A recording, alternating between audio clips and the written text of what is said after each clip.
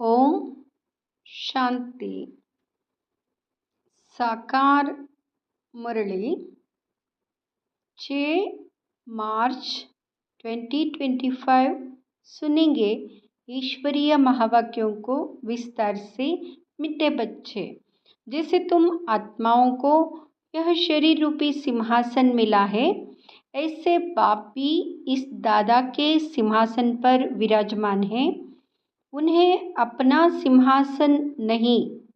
प्रश्न: जिन बच्चों को ईश्वरीय संतान की स्मृति रहती है, उनकी निशानी क्या होगी? उत्तर: उनका सच्चा लव एक बाप से होगा। ईश्वरीय संतान कभी भी लड़ेंगे झगड़ेंगे नहीं। उनकी कुदृष्टि कभी नहीं हो सकती।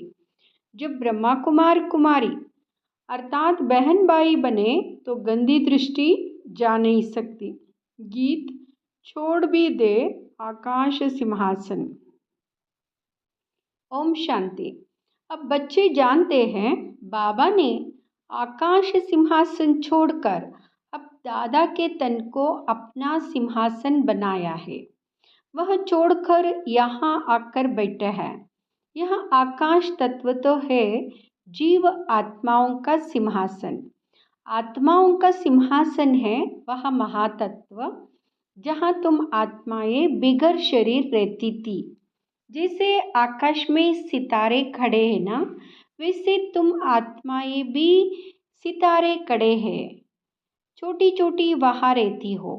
आत्मा को दिव्य दृष्टि बिगर देखा नहीं जा सकता। तुम बच्चों को अभी यह ज्ञान है जैसे स्टार कितना छोटा है, वैसे आत्माएं भी बिंदी मिसल है। अब बाप ने सिंहासन तो छोड़ दिया है। बाप कहते हैं तुम आत्माएं भी सिंहासन छोड़कर यहाँ इस शरीर को अपना सिंहासन बनाती हो। मुझे भी ज़रूर शरीर चाहिए। मुझे बुलाते ही है पुरानी दुनिया में। गीत है ना, दूर देश का रहने वाला, तुम आत्माएं जहाँ रहती हो वहाँ है तुम आत्माओं और बाबा का देश। फिर तुम स्वर्ग में जाते हो जिसकी बाबा स्थापना कराते हैं। बाप खुद उस स्वर्ग में नहीं आते, खुद तो वाणी से परे वानप्रस्थ में जाकर रहते हैं। स्वर्ग में उनकी दरकार नहीं। वह तो दुख सुख से न्यारे है ना। तुम तो सुख में आते हो तो दुख में भी आते हो। अभी तुम जानते हो हम ब्रह्मा कुमार कुमारियाँ बहन भाई है।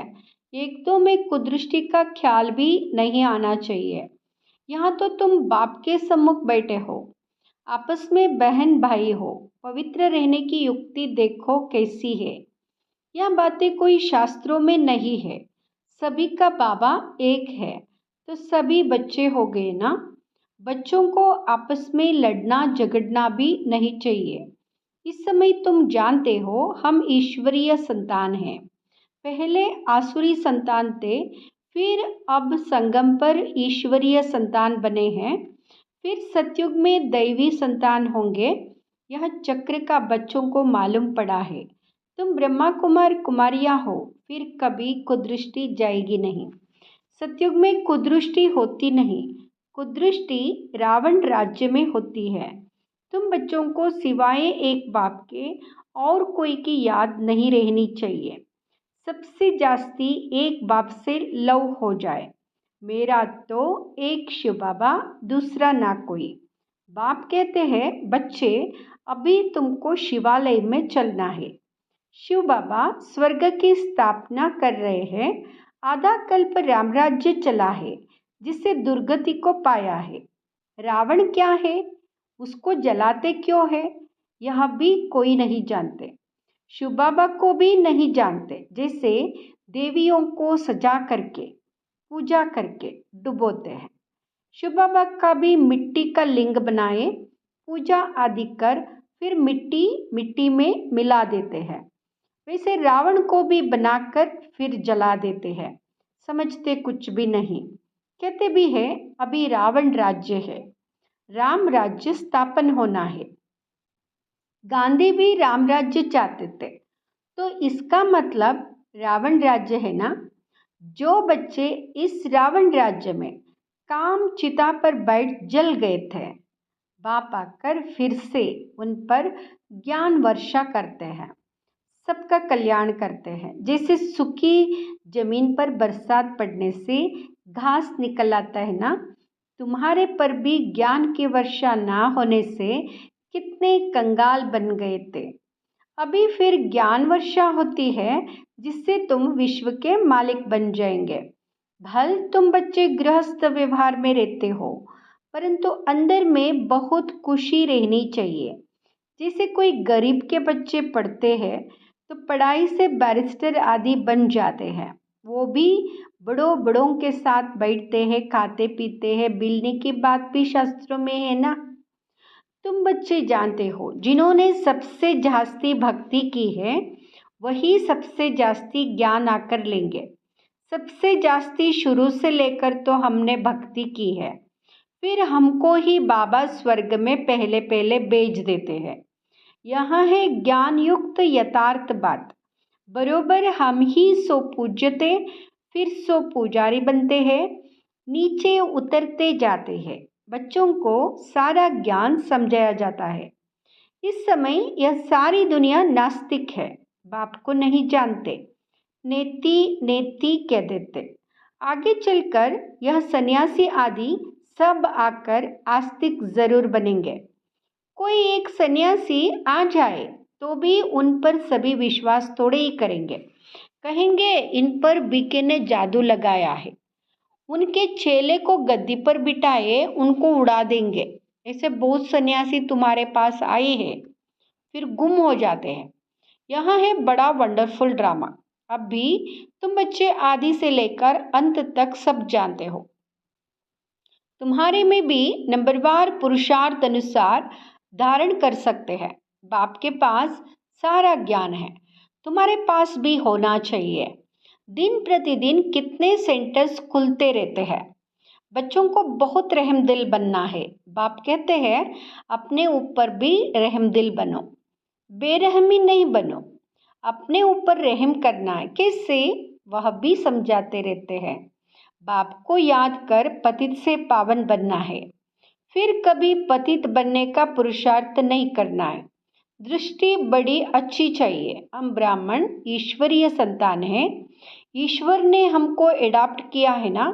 अब मनुष्य से देवता बनना है, पहले सूक्ष्म वतनवासी फरिश्ता बनेंगे। अभी तुम फरिश्ते बन रहे हो। सूक्ष्म वतन का भी राज बच्चों को समझाया है। यहाँ है टाकी, सूक्ष्म वतन में है मूवी, मूल वतन में है साइलेंस। सूक्ष्म वतन है फरिश्तों का। जैसे गोस्ट को छाया का शरीर होता है ना, आत्मा को शरीर नहीं मिलता है तो भटकती रहती है, उनको घोस्ट कहा जाता है। उनको इन आंखों से भी देख सकते हैं। यहाँ फिर है सूक्ष्मवतनवासी फरिश्ते। यह सब बातें बहुत समझने की है। मूल वतन, सूक्ष्म वतन, स्थूल वतन, इनका तुमको ज्ञान है। चलते फिरते बुद्धि में यह सारा ज्ञान रहना चाहिए। हम असल मूल वतन के रहवासी हैं। अभी हम वहाँ जाएंगे वाया सूक्ष्म वतन। बाबा सूक्ष्म वतन इस समय ही रचते हैं। पहले सूक्ष्म फिर स्थूल चाहिए। अभी यहाँ है संगम युग, इनको ईश्वरीय युग कहेंगे, उनको दैवी युग कहेंगे। तुम बच्चों को कितनी खुशी होनी चाहिए। कुदृष्टि जाती है फिर ऊंच पद पा ना सके। अभी तुम ब्राह्मण ब्राह्मणियां हो ना, फिर घर जाने से भूल नहीं जाना चाहिए। तुम संगदोष में आकर भूल जाते हो। तुम अंश ईश्वरीय संतान हो। तुम्हारी किसी में भी आंतरिक रग नहीं जानी चाहिए। अगर रग जाती है तो कहेंगे मोह की बंदरी, कहेंगे मोह की बंदरी। तुम्हारा धंधा ही है सबको पावन बनाना। तुम हो विश्व को स्वर्ग बनाने वाले। कहाँ वहाँ रावण की आसुरी संतान, कहाँ तुम ईश्वरीय संतान। तुम बच्चों को अपनी अवस्था एक रस बनाने के लिए सब कुछ देखते हुए जैसे कि देखते ही नहीं है, यह अभ्यास करना है। इसमें बुद्धि को एक रस रखना हिम्मत की बात है। परफेक्ट होने में मेहनत लगती है, संपूर्ण बनने में टाइम चाहिए। जब कर्मातीत अवस्था हो तब वह दृष्टि बैठे तब तक कुछ ना कुछ खींच होती रहेगी। इसमें बिल्कुल उपराम होना पड़ता है। लाइन क्लियर चाहिए, देखते हुए जैसे तुम देखते ही नहीं हो। ऐसा अभ्यास जिसका होगा वही ऊंच पद पाएंगे। अभी वह अवस्था थोड़ी है। सन्यासी तो इन बातों को समझते भी नहीं है। यह तो बड़ी मेहनत लगती है। तुम जानते हो, हम भी इस पुरानी दुनिया का सन्यास कर बैठे हैं। बस हमको तो अब स्वीट साइलेंस होम में जाना है। और कोई की बुद्धि में नहीं है जितना तुम्हारी बुद्धि में है। तुम ही जानते हो अब वापस जाना है। शिव भगवान वाच भी है। वह पतित पावन लिबरेटर गाइड है। कृष्ण कोई गाइड नहीं। इस समय तुम भी सबको रास्ता बताना सीखते हो। इसलिए तुम्हारा नाम पांडव रखा है। तुम पांडवों की सेना है। अभी तुम देही अभिमानी बने हो, जानते हो अब वापस जाना है। यह पुराना शरीर छोड़ना है। सर्प का मिसाल, भ्रमरी का मिसाल, यह सब है तुम्हारे इस समय के। तुम अभी प्रैक्टिकल में हो, वह तो यह धंधा कर ना सके। तुम जानते हो यह कब्रिस्तान है, अब फिर परस्तान बनना है। तुम्हारे लिए सब दिन लकी है। तुम बच्चे सदैव लकी हो। गुरुवार के दिन बच्चों को स्कूल में बिठाते हैं। यह रस्म चली आती है। तुमको अभी वृक्षपति पढ़ाते हैं। यह बृहस्पति की दशा तुम्हारी जन्म जन्मांतर चलती है। यहाँ है बेहद की दशा। भक्ति मार्ग में हद की दशाएं चलती है। अभी है बेहद की दशा, तो पूरी रीति मेहनत करनी चाहिए। लक्ष्मी नारायण कोई एक तो नहीं है ना, उन्होंने तो डिनाइस्टी होगी ना। ज़रूर बहुत राज्य करते होंगे। लक्ष्मी नारायण की सूर्यवंशी डिनाइस्टी का राज्य चला है। यह बातें भी तुम्हारी बुद्धि में है। तुम बच्चों को यह भी साक्षात्कार हुआ है कि कैसे राज तिलक देते हैं। सूर्यवंशी फिर चंद्रवंशी को कैसे राज्य देते हैं। माँ बाप बच्चे का पाँव धोकर राज्य तिलक देते हैं, राज्य भाग्य देते हैं। यह साक्षात्कार आदि सब ड्रामा में नोंद है। इसमें तुम बच्चों को मूंझने की दरकार नहीं है। तुम बाप को याद करो, सुदर्शन चक्रधारी बनो और दूसरों को भी बनाओ। तुम हो ब्रह्मा मुखवंशावली स्वदर्शन चक्रधारी सच्चे ब्राह्मण। शास्त्रों में स्वदर्शन चक्र से कितनी हिंसाएं दिखाई है। अभी बाप तुम बच्चों को सच्ची गीता सुनाते हैं। यह तो कंठ कर लेनी चाहिए। कितना सहज है। तुम्हारा सारा कनेक्शन है ही गीता के साथ। गीता में ज्ञान भी है तो योग भी है। तुमको भी एक ही किताब बनाना चाहिए। योग का किताब अलग क्यों बनाना चाहिए? परंतु आजकल योग का बहुत नामाचार है, इसलिए नाम रखते हैं ताकि मनुष्य आकर समझे। आखिरीन यह भी समझेंगे कि योग एक बाप से लगाना है। जो सुनेंगे वह फिर अपने धर्म में आकर ऊंच पद पाएंगे। अपने धर्म में ऊंच पद पाएंगे। अच्छा, मीठे मीठे सिकिलते बच्चों प्रति माता पिता बाप दादा का याद प्यार और गुड मॉर्निंग। रूहानी बाप की रूहानी बच्चों को नमस्ते। हम रूहानी बच्चों के रूहानी माता पिता बाप दादा को याद प्यार गुड मॉर्निंग नमस्ते शुक्रिया बाबा शुक्रिया। धारणा के लिए मुख्य सार। फर्स्ट, अपने ऊपर आप ही रहम करना है। अपनी दृष्टि बहुत अच्छी पवित्र रखनी है। ईश्वर ने मनुष्य से देवता बनाने के लिए एडाप्ट किया है, इसलिए पतित बनने का कभी ख्याल भी ना आए। दूसरा, संपूर्ण कर्मातीत अवस्था को प्राप्त करने के लिए सदा उपराम रहने का अभ्यास करना है। इस दुनिया में सब कुछ देखते हुए भी नहीं देखना है। इसी अभ्यास से अवस्था एक रस बनानी है। वरदान, हर कदम में पद्मों की कमाई जमा करने वाले सर्व खजानों से संपन्न व तृप्त आत्मा भाव। हर कदम में पद्मों की कमाई जमा करने वाले सर्व खजानों से संपन्न व तृप्त आत्मा भाव। जो बच्चे बाप की याद में रहकर हर कदम उठाते हैं वह कदम कदम में पद्मों की कमाई जमा करते हैं। इस संगम पर ही पद्मों के कमाई की खान मिलते हैं। संगम युग है जमा करने का युग। अभी जितना जमा करना चाहो उतना कर सकते हो। एक कदम अर्थात एक सेकंड भी बिना जमा के ना जाए, अर्थात व्यर्थ ना हो। सदा भंडारा भरपूर हो, अप्राप्त नहीं कोई वस्तु, ऐसे संस्कार हो। जब अभी ऐसी तृप्त व संपन्न आत्मा बनेंगे तब भविष्य में अकुट खजानों के मालिक होंगे। स्लोगन: कोई भी बात में अपसेट होने के बजाय नॉलेजफुल की सीट पर सेट रहो। नॉलेजफुल की सीट पर सेट रहो। मातेश्वरी जी के अनमोल महावाक्य: आधा कल्प ज्ञान ब्रह्मा का दिन और आधा कल्प भक्ति मार्ग ब्रह्मा की रात। आधा कल्प है ब्रह्मा का दिन, आधा कल्प है ब्रह्मा की रात। अब रात पूरी हो, सवेरा आना है।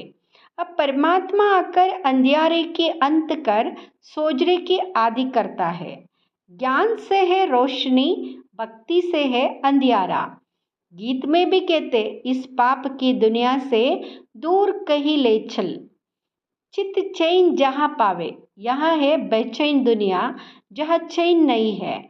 मुक्ति में ना है चैन ना है बेचैन। सत्युग त्रेता है चैन की दुनिया, जिस सुखधाम को सभी याद करते हैं। तो अब तुम चैन की दुनिया में चल रहे हो। वहाँ कोई अपवित्र आत्मा जा नहीं सकती। वहाँ अंत में धर्मराज के डंडे काए कर्म बंधन से मुक्त हो शुद्ध संस्कार ले जाते हैं, क्योंकि वहाँ ना अशुद्ध संस्कार होते ना पाप होता है। जब आत्मा अपने असली बाप को भूल जाती है तो यह भूल भुलैया का अनादि खेल हार जीत का बना हुआ है। इसलिए अपन इस सर्वशक्तिवान परमात्मा द्वारा शक्ति ले, विकारों के ऊपर विजय पहन 21 जन्मों के लिए